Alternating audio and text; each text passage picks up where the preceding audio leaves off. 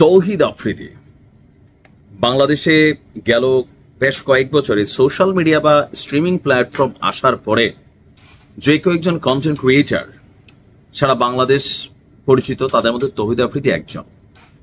চেহারা সুন্দর, বড়লোকের ছেলে, কাজ কারবার অনেকগুলা ইচ্ছে পূরণ টাইপের কিছু কাজ কারবার করতো, সুখী ফ্যামিলি, দেখে আমাদের সবার কাছে ভাল লাগতো। কিন্তু তৌহিদ আফ্রিদির পছন্দটা যায় যখন একদম জুলাই আন্দোলনের লাস্ট মুহূর্তে কিছু অ্যাক্টিভিটিস পরবর্তী সময়ে কন্টেন্ট ক্রিয়েটাররা প্রকাশ করতে শুরু করে। যে যখন জুলাই আগস্টের এই আন্দোলন চলছিল, এই সময় তৌহিদ আফ্রিদির বিতর্কিত ভূমিকা, কন্টেন্ট ক্রিয়েটারদের চাপ দিয়ে নানান ধরনের অ্যাক্টিভিটিস, প্লাস ডিবি হারুনের সাথে তৌহিদ আফ্রিদির যে দহরম মহরম ছিল, অথবা বিভিন্ন কারণে বিতর্কিত ডিবি হারুনের ভাতিজা হিসাবে নিজেকে পরিচয় দেওয়া, অনেক কিছু দিন শেষে আজকে এসে তৌহিদ আফ্রিদির জন্য কাল হইয়া দাঁড়াইছে। তৌহিদ আফ্রিদি কি বাংলাদেশে আসেন না ভাগছেন? আসেন। মাঝখানে আলোচনায় শুনছিলাম সে সিঙ্গাপুর চলে গেছে বা দুবাই চলে গেছে, বাট তথ্যসূত্র বলছে তৌহিদ আফ্রিদি বাংলাদেশে। এতদিন অনেকটা চুপচাপ ছিল, কিন্তু গেল 15ই আগস্ট বঙ্গবন্ধু শেখ মুজিবুর রহমানের সেই কি বলা হয় যে তার সপরিবারে হত্যার দিবসকে কেন্দ্র করে যখন মিডিয়া তারকারা পোস্ট করা শুরু করলো, এটা নিয়ে আমরা দুইটা পক্ষ তৈরি হতে দেখলাম। একটা পক্ষ দাবি করলো যে টাকার বিনিময়ে এই পোস্ট করা হয়েছে, আর এখানে তৌহিদ আফ্রিদি কানেক্টেড। এরপর সাংবাদিক ইলিয়াস তিনি কিন্তু বিষয়টা নাড়া দিচ্ছেন, আর সাথে সাথেই পিনাকিদা বা আরো যারা আছেন তাদের বক্তব্য সম্ভবত আসছে, আমি জানি না। বাট হঠাৎ করেই আমরা দেখলাম যে তৌহিদ আফ্রিদির বাবা গতকালকে গ্রেপ্তার হয়েছেন, মাই টিভির যিনি চেয়ারম্যান আছেন। এবার তৌহিদ আফ্রিদিকেও গ্রেপ্তার করতে হবে, নাটক কম করো পিয়ে বলে 24 ঘন্টার আলটিমেটাম দেওয়া হয়েছে ইউনূস সরকারকে। দিছে কারা? আপনার জুলাই রেভলিউশনারি অ্যালায়েন্স, JRA। তাদের দাবি আফ্রিদি শুধু বর্তমান সরকারের সময়কালে নয়, 15ই আগস্টের আওয়ামী লীগ ক্যাম্পেইনের সময়ও অর্থ সরবরাহের সাথে যুক্ত ছিল।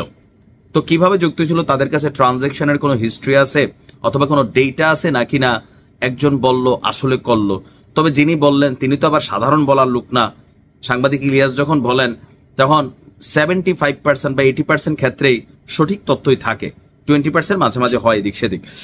তো 7:11 দিকে আপনার স্বরাষ্ট্র উপদেষ্টাকে মেনশন করে বলা হয়েছে, স্বরাষ্ট্র উপদেষ্টা মহোদয় এবং DMP commissioner July revolutionary alliance private বিশ্ববিদ্যালয় ন্যাশনাল অ্যাসোসিয়েশনের অব বাংলাদেশ, বিশাল নাম, এবং জুলাই ঐক্য সহ অন্যান্য জুলাইয়ের সংগঠনগুলোর পক্ষ থেকে আফ্রিদিকে গ্রেপ্তারের জন্য 26 ঘন্টা বাকি।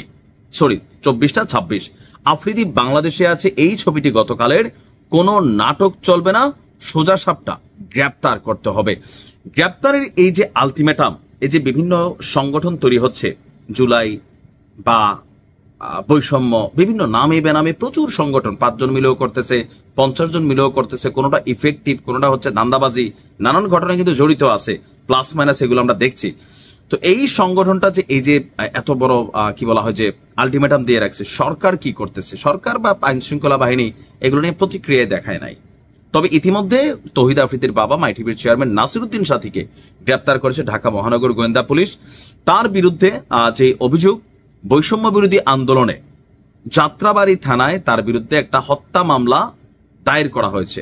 সেই মামলায় নাসিরউদ্দিনকে গ্রেপ্তার করা হয়েছে বলে নিশ্চিত করেছেন আমাদের কি বলা হচ্ছে ডিএমপির যিনি ডিসি আছেন, উপকমিশনার মোহাম্মদ তালেবুর রহমান। এখন গত বছরের 1 সেপ্টেম্বর যাত্রাবাড়ি থানায় মাই টিভির চেয়ারম্যান এবং তার ছেলে তৌহিদ আফ্রিদি, শেখ হাসিনা সহ 25 জনের বিরুদ্ধে একটা হত্যা মামলা দায়ের করা হয়। তবে এই মামলাগুলো দিন শেষে ধোপে টিকে না কেন? বাস্তবতা হচ্ছে তৌহিদ আফ্রিদি, শেখ হাসিনা বা তারা সরাসরি গিয়া কেউ মার্ডার করে না। এই যে খালেদা জিয়ার নামে, তারেক জিয়ার নামে, এক একজনের নামে এত শত শত মামলা পানির মতন খারিজ হয়ে যায় না? আসলে মামলা দেওয়ার সময় মামলাটা খারিজযুক্ত একটা মামলা করা হয়, কারণ মার্ডার কেস এক জিনিস, আর এটার মধ্যে নাম দিয়ে দিলাম তৎকালীন সরকার ক্ষমতায় না থাকলে অ্যাকশন হইতেই থাকে।